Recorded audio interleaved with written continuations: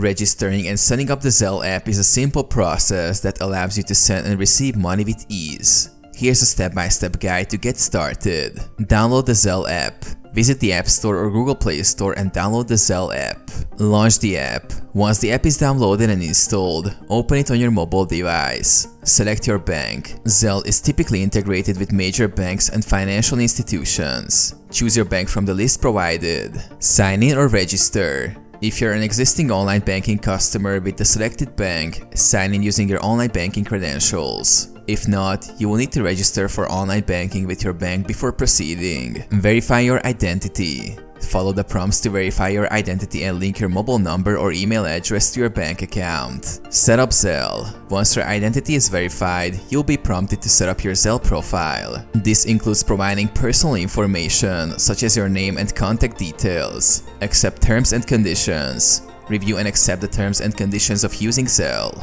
Choose preferences. Customize your Zelle account settings, such as notification preferences and security settings. Add contacts. To start sending money, add the contacts you want to send money to. You can do this by selecting them from your phone's contact list or entering their email address or mobile number manually. Start sending money. Once your account is set up and contacts are added, you can start sending money using Zelle.